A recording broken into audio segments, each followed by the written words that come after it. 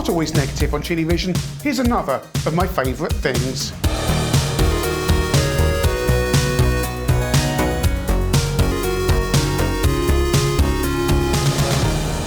Sorry for the lack of updates and videos recently. Been busy, real life and so on. Thank goodness I'm not weekly anymore. But I'm going to do another of my favourite things videos. And it's the 44th anniversary of the Spectrum. Well, it was as of yesterday, and hey, why not jump on a bandwagon? And I've got a bit of time this afternoon and nothing prepared. So one of my favourite things is the Spectrum, but which Spectrum? The 48K, the +2, the +3, the 128? Actually, it's this one. The 48K Plus. Kind of the runt of the litter. And this is the first properly working Spectrum I owned. In fact, I had two of them and I combined them into one working unit. That time it must have been 91, when kids at school were dumping their Spectrums because they all had an Amigas, and they would basically take a 10, 20 quid for a Spectrum. And I'd go, yes, please. And I bought one of these. Didn't work for long, but I did buy one of these. And for about, was it 91? It might even be some point in 90. Actually, I got this. And it was, well, as an Amstrad owner, obviously you always defend your corner, but you're actually looking at the other computers going, oh, I quite like the C64, I can't possibly say it. I quite like the Spectrum, I can't possibly say it. And when these things fell into your lap, of course you took the opportunity. You'd be mad not to. And being an Amstrad owner, of course, I had a load of Spectrum games because Mastertronic were doing their flippy cassettes at the time. So this was an ideal opportunity to get some more value out of those games. Now, actually, every single last one of my flippy games, the Amstrad version was usually superior. I'm trying to think. Werewolves of London, Amstrad version, definitely superior. Camelot Warriors, yes. Motorbike Madness, terrible on both. Cid, that was terrible on both. And a few others as well.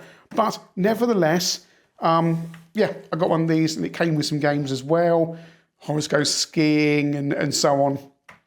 And it was my first foray into the Spectrum scene. Buying your Sinclair, getting the cover tapes, playing games. Yes, I probably should have been concentrating on Amstrad stuff, but you always want to have a go with the other things. You can't just, you want to learn more about this hobby and the other systems. And I really like the Plus. I don't use it for ChinnyVision. I generally don't use this one particularly much at all. I bought this one on eBay a few years ago. It does need a composite mod on it. But what I like about it is the most desirable Spectrum, and the one I don't own is the 128, which is essentially this machine with a bit on the side, a bit of metal and bits and a 128K logo and 128K inside and so on, and a better sound chip. But aesthetically, it's pretty much the same. And these things are very much the unloved runt of the litter in terms of buying them, because they need to be composite modded and no one really wants them, because you might as well just go and buy a grey +2, which is the Spectrum to own. As I've always said, they're reliable, they're fairly cheap, not as cheap as they were, they just kind of work, and it's a 128K Spectrum before Amstrad started meddling around with them and breaking everything. But this on the shelf, aesthetically, I kind of prefer it to the original 48K.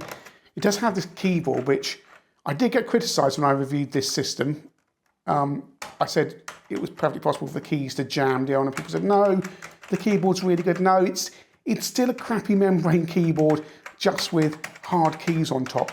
I mean, this is the same system the QL had, right? Clive thought that would be a serious machine with a keyboard like. I mean, I had to imagine touch typing on here. It's bad enough doing QAOP to play games. I mean, yeah, I can't make it do it now, but usually you can make a key jam down at some point. But it's a lovely system, and I love the Spectrum as a format. It's the underdog. It's crap in a funky skill sort of way. It's, so cost reduced in terms of, the 8x8 pixels, only 2 colours within colour clash thing.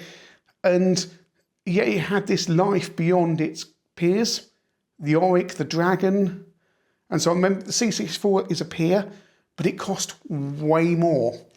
Cost came down to almost match this, but originally, a C64 was getting on for, if not, I think it was twice the price, but certainly half, 2/3 the price again in the early days to get hold of a C64. So all those hardware sprites and SID chips did not come cheap. And the Spectrum was the affordable one, and the one programmers had to use their imaginations to get the best out of. And it's still a machine being pushed today. And I really want to fire this one up actually later and use it, but this is the one I remember playing, the demo of Lemmings from your Sinclair. I remember playing that on this and going, wow, they've managed to get Lemmings onto the Spectrum, which was amazing. Of course, when my one of these broke, you couldn't get another one of those unless you went second hand. So this is my +3 here, another machine I never really used. Got lots of fond memories of this one as well, using it. And hang on. Hello? Hi, am I speaking to the owner of the business? You might be. Oh, okay. Well, this is Jaya from Fast Ranking, and I was wanting to know if you're looking to expand your business. Everyone's looking to expand their business, I would have thought. So, how are you getting your customer right now? Is it word of mouth or mainly through the website? Mainly I'm going out into the street and bundling them into a sack and putting them back in my car. But I'm open to other ideas. Thank you. I do my best. I do my best. That's how I get my customers. I kidnap them. But who knows? Who knows? And where was I? Then we got interrupted, my train of thought. So, yeah, Christmas 91, bizarrely, I didn't ask for an Amiga or anything like that, like a normal kid. No, my 48 Plus was broken, and I had Spectrum games, and I wanted to be able to play them, and I wanted that 1 to 8K sound. And I also owned a lot of 3-inch discs, and this has a 3-inch disc drive. So I thought, +3, not a Sega Mega Drive, not anything exciting and like that. No, I want a +3, and that is what I got. And I couldn't load tape games on it because that. The company who sold this to me said, "Oh no, it's the same connector as the 48K." Well, kind of is, but that's actually a stereo connector because Amstrad combined it all into one. Mic on one side, audio in on the other. So I spent 2 days not being able to play Spectrum games, so just typing stuff in over Christmas. Oh, what a joy that was, 1991, when it wasn't like I was without a computer, right? And I got a multi-face 3 for it as well.